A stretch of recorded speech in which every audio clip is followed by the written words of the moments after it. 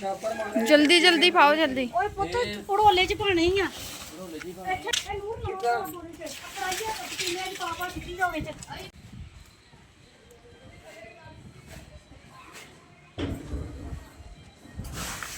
ਦੂਸਰਾ ਵੀ ਕੜਾਈਆ ਪਤੀਲਾ ਫੜਿਆ ਹੋਇਆ ਨਾ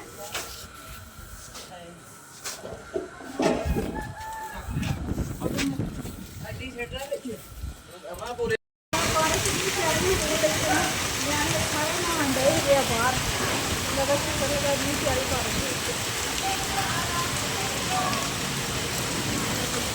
बाबा भी छोटी लेके खड़ा हुआ बाहर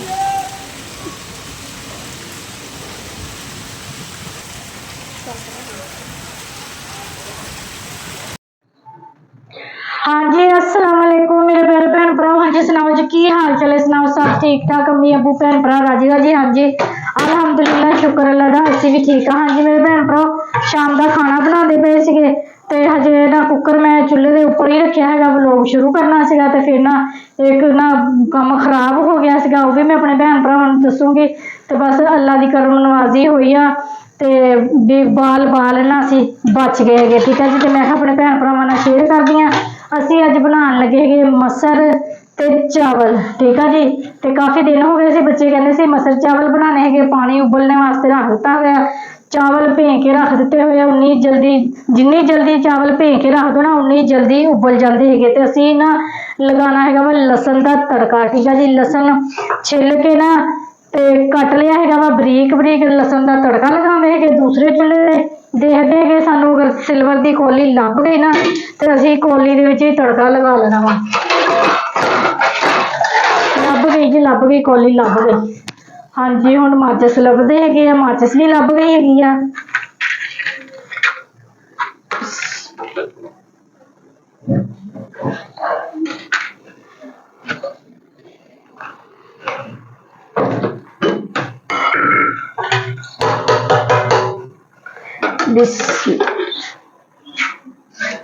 हाँ जी कौली गर्म आ घी शामिल कर दिता है वा ते लसन भी शामिल कर दे कि पहला अच्छे तरीके नाल गर्म हो जाए ना तो फिर असी ना लसन शामिल करांगे।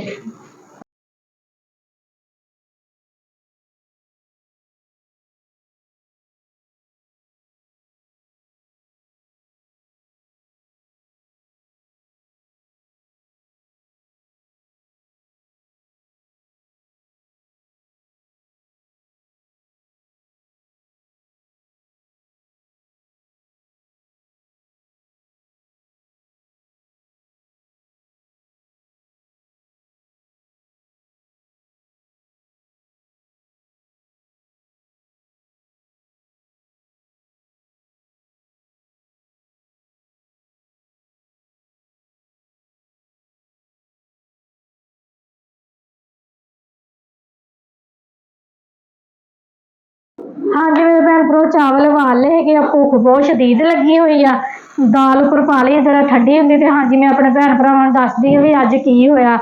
हाँ जी मेरे भैन भ्राओ साडी ना कनक परसों चौथ कड्ढी नूर ने तो कहती मम्मा भी कनक नूं ना सुसरी लग गई है। पहला सीगे बोरे खत्म हुए तो भड़ोले नूं हथ लाया तो भड़ोले च सुसरी लग गई। हजे ना भी मैं नैट तो देखा भी सीगा भी 3 किलो 3 मन कनक होवे ना 3 मन नूं ना 1 गोली पानी आ तो साड़ी 14 मन कनक सी भड़ोले दे विच ते 3 गोलियां पाइयां तो फिर भी सुसरी पै गई विच।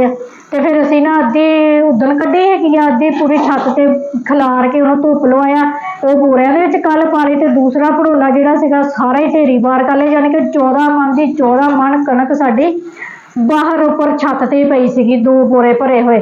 तो वो उपर छत ते अचानक असी गए मैं वैसे ही तो जो देखा तो उधर फैसलाबाद वाली साइड तो काला शाह बदल आन डया।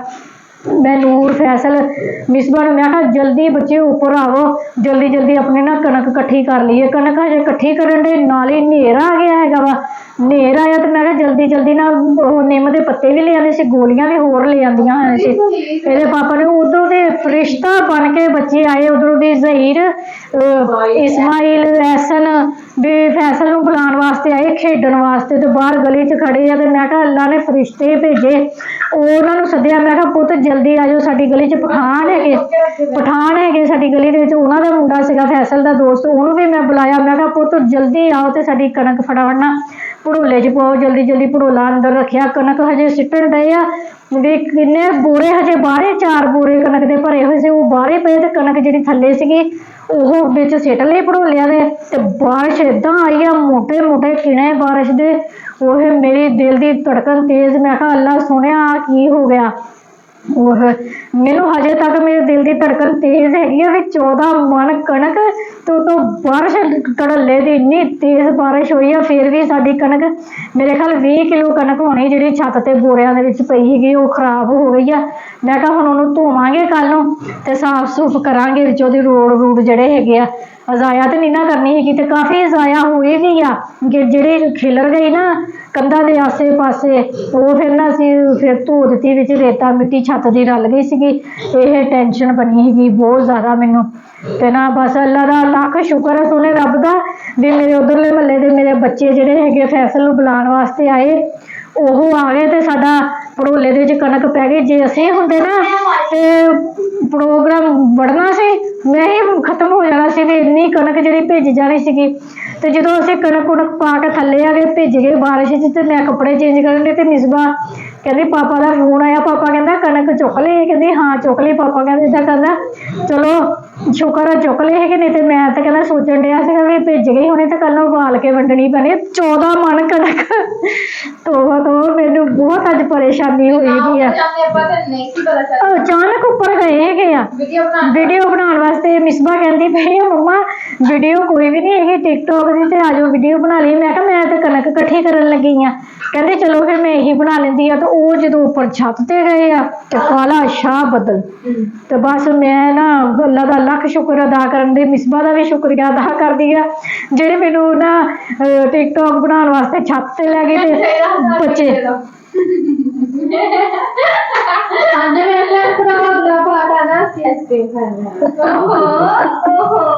हाँ चलो आइसक्रीम थानू खिला दो।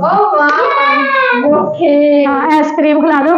मैं तो फिर भेज गई थी, मैं वाशरूम च वड़ गए, बच्चे चले गए, तो मैं कहती उन्होंने सारिਆਂ ਨੂੰ ਜ਼ਹੀਰ ਉਹਨਾਂ ਨੂੰ ਸੱਦ ਕੇ ਤੇ ਉਹਨਾਂ ਨੂੰ ਮੈਂ ਨਾ ਬੋਤਲ ਪਿਲਾਣੀ ਆ। ਤੇ ਅਸਲ ਹੁਣ ਮੈਂ ਕਹਿਣਾ ਵਾ ਵੀ ਉਹਨਾਂ ਸਾਰੇ ਬੱਚਿਆਂ ਨੂੰ ਲੈ ਕੇ ਆਈ ਤੇ ਉਹਨਾਂ ਨੂੰ ਨਾ ਮੈਂ ਬੋਤਲ ਪਿਲਾਣੀ ਹੈਗੀ ਆ ਵੀ ਬੱਚੇ ਉਹ ਆ ਗਏ। ਤੇ ਉਹਨਾਂ ਨੇ ਬਾਜੇ ਬੂਰੇ ਇੰਨੇ ਭਰੇ ਹੋਏ ਸੀਗੇ, ਜਿਹੜੇ 2-2 ਡੇਢ ਮਣ ਬੋਰੇ 'ਚ ਕਣਕ ਸੀਗੀ, ਜਿਹੜੀ ਉਹਨਾਂ ਨੇ ਰਲ ਕੇ ਜਲਦੀ ਉਹਨਾਂ ਨੇ ਨਾ ਭੜੋਲੇ ਦੇ ਵਿੱਚ ਸਿੱਟੀ ਹੈਗੀ ਆ, ਨਹੀਂ ਤੇ ਮੇਰੀ ਕਣਕ ਸਾਰੀ ਖਰਾਬ ਹੋ ਜਾਣੀ ਸੀਗੀ।